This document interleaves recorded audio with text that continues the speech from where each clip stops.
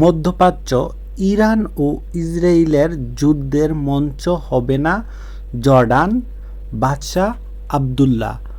আমার ভিডিওটা যদি ভালো লাগে অবশ্যই ভিডিওটাকে একটা লাইক করবেন, কমেন্ট করবেন আর ভিডিওটা সবার মাঝে শেয়ার করে দেবেন। আর আমার চ্যানেলটাকে সাবস্ক্রাইব করে দিয়ে পাশে থাকা বেল আইকনটা দিয়ে দিবেন, দিলে এমন নতুন নতুন ভিডিও দেখবেন।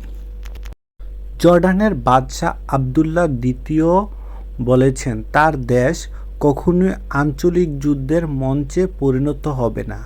গত শনিবার ইসরায়েলের লক্ষ্য করে ইরানের ছোড়া ক্ষেপণাস্ত্র ও ড্রোনের একাংশ ধ্বংস করার পর গতকাল মঙ্গলবার এই কথা বলেন তিনি।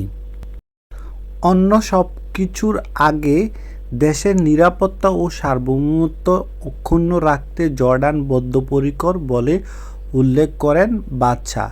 তিনি বলেন, ইসরায়েলকে হামলা থেকে রক্ষার চেয়ে নিজের সার্বভৌমত্ব রক্ষাই ছিল জর্ডানের উদ্দেশ্য। গত শনিবার রাতে ইসরায়েলকে লক্ষ্য করে ৩ শতাধিক ড্রোন ও ক্ষেপণাস্ত্র নিক্ষেপ করে ইরান। এর মধ্যে ১৫০ ছিল ব্যালিস্টিক ও ক্রুজ ক্ষেপণাস্ত্র, তবে সেগুলোর বেশিরভাগই ইসরায়েলের আকাশসীমা পৌঁছানোর আগে ধ্বংস করা হয়েছে। এক্ষেত্রে যুক্তরাজ্য ও ফ্রান্সের সামরিক বাহিনীর সঙ্গে যোগ দিয়েছিল জর্ডান। এই ঘটনার প্রতিবাদে বিক্ষোভ করেছে জর্ডানের নাগরিকরা।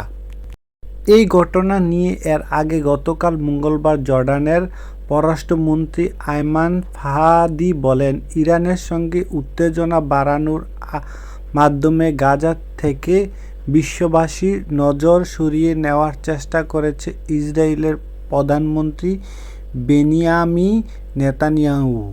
আন্তর্জাতিক সম্প্রদায়ের উচিত এটা থেকে তাকে বিরত রাখা।